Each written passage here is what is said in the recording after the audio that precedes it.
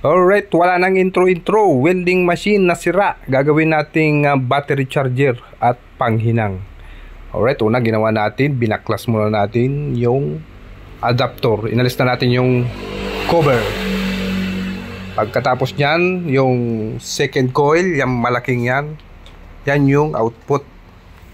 Tapos yan yung maliliit na coil, yan yung in. Yan yung papasok na 220.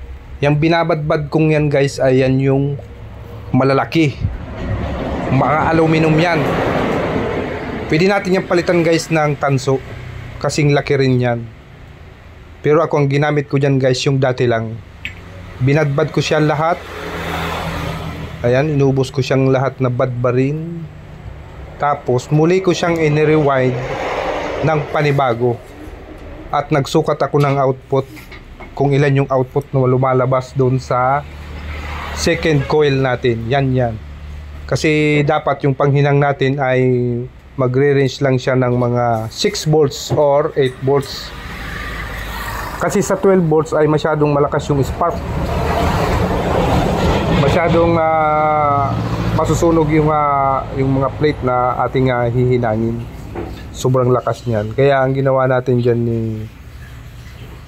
siguro yan, mga 3 ikot lang yan. Meron na siyang 6 volts na output. Ganyan lang guys ang gagawin natin. Kung halimbawa gagawa tayo ng battery charger, ang mapoproduce dyan na kuryente mga kaibigan ay kaya natin mag-produce dyan ng 6 volts, 12 volts, 24 volts, 36 at 48 volts. Natin guys ay susukatin natin kung ilan yung output. Yan nga, sinukat ko na yan. Yung output nyan ay nagre-range yan siguro ng 6 volts yan mga kaibigan. Kasi gagawin ko nga siya guys na panghinang. Magandang panghinang ito guys sa starter. Gagamitan natin ng soldering lead. Yan, chinicheck ko yung output nyan kung ilan yung lalabas. Bali 4 na round na ikot. Ayan. 13 volts, napakalakas yan mga kaibigan. 13 volts. Malakas yan, di yan pwedeng ihinang. Pero pwede yan guys pwede natin lagyan ng diode yan. Lagyan natin ng positive tapos negative.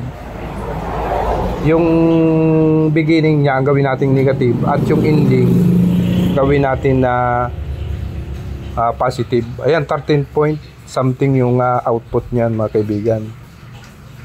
Yan, ibabawasan pa natin ng siguro mga 2 ikot. Pabinawasan ko pa yan guys kasi pag yan ay pinanghinang natin napakalakas ng output niyan. Kailangan magre-range lang siya ng mga 6 volts.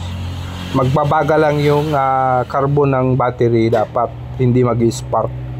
Daan-daan lang siyang magbabaga. Yan, binawasan ko yan guys ng siguro 2 ikot yung binawas ko dyan. Ayan.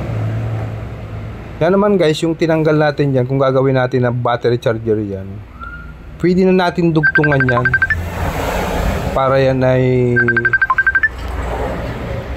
ay gawin nating battery charger. Para ma-detect natin yung mga output mga kaibigan, yung pinakalas na ikot, yan yung tinatanggal kong yan. Kung anong voltahe yung palalabasin natin dyan, tayo na masusunod. For example, yung gagawin natin charger ay 12 volts. Ang 12 volts kasi, dapat ang output nyan, pasok natin mga 14 volts sa 12 volts para pasok na pasok sa battery.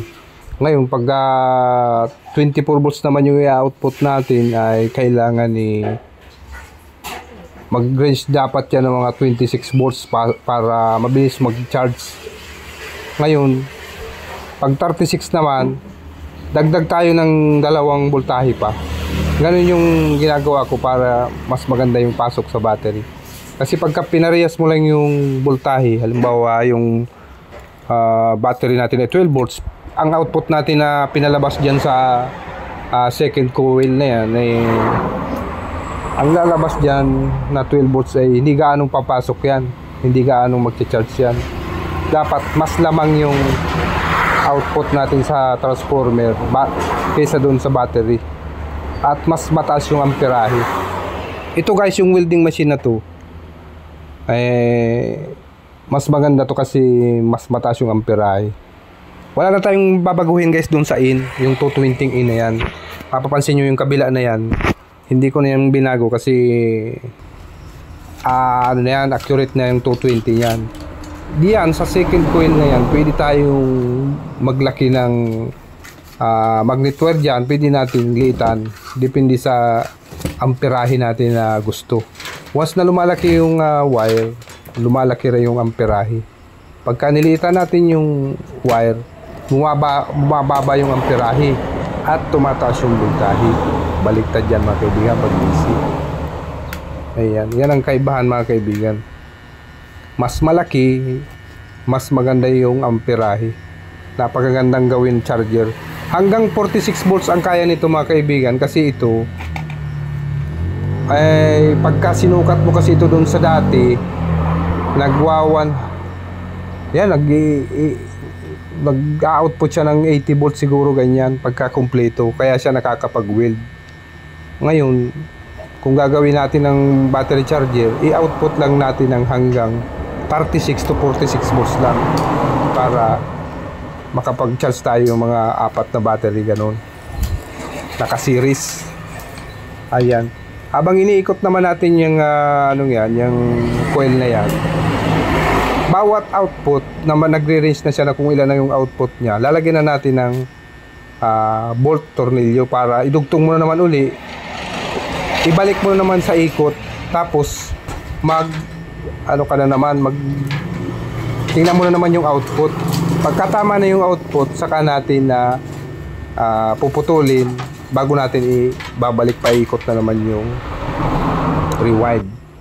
Yan pinutol ko na yan dyan kasi hindi ko na yan gagawin munang charger, kasi ang importante dyan, gagawin ko muna siyang panghinang ng armature. Yan maganda sa mga carbon brass, sa mga pagpapalit ng mga malalaking i-terminal sa battery. Napakagandang panghinang mga kaibigan.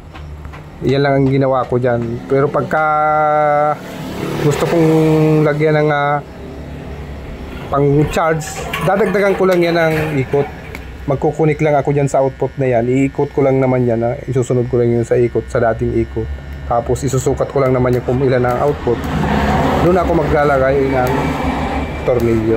Mamaya ipapakita ko sa inyo yung turning yan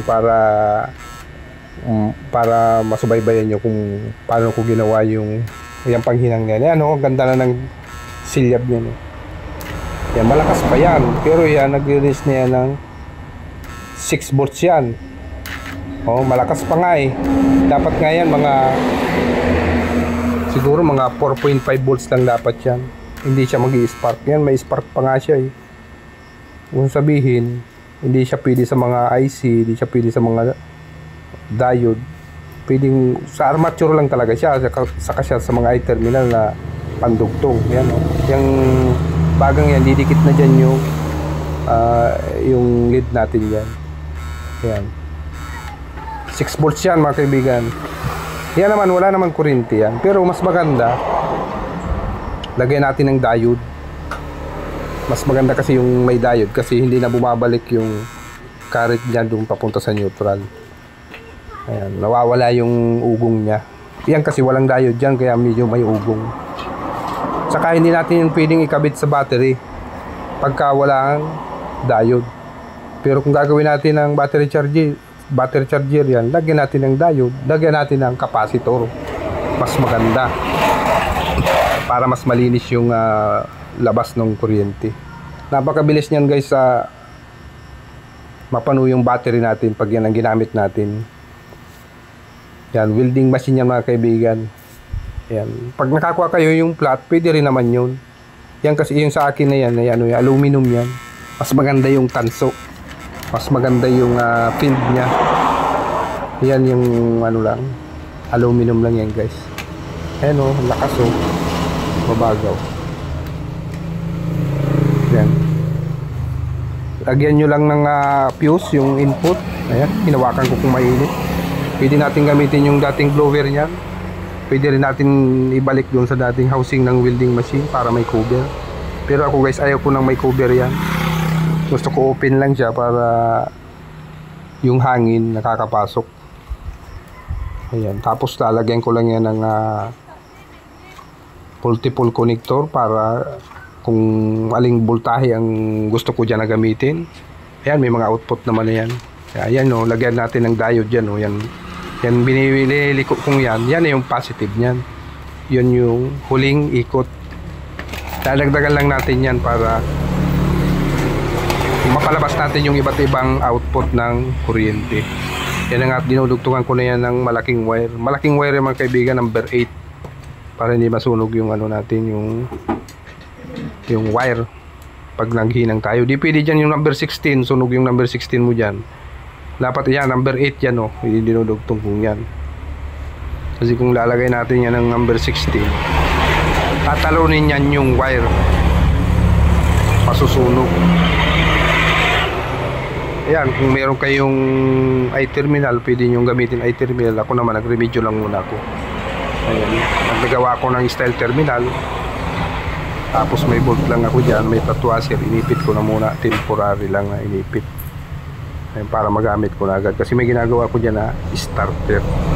Yan, yung tornilyo ko yan, yan yung magiging combo natin, negative. Yan ang magiging negative natin, lagyan natin ng pang-clamp. Para i-clamp natin yun sa, mapansin nyo, may armature na ako dyan. No? Yan. No, tornilyo ko na lang yun.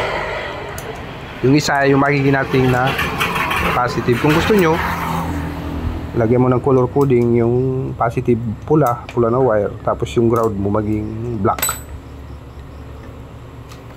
Para hindi tayo malito. Yan, may counting ugong lang yan. Pero ano yan, hindi naman delikado yan. Kung gusto nating ibalik sa dating welding machine, pwede nating ibalik yung tinanggal natin yan. Pero ako guys, kasi hindi ko na ginagamit to kasi pag itong ginagamit ko sa pang welding, kailangan ito may transformer, napakalakas sa kuryente. Ngayon, ang maganda ngayon na ginagamit na sa pang welding yung electronic na.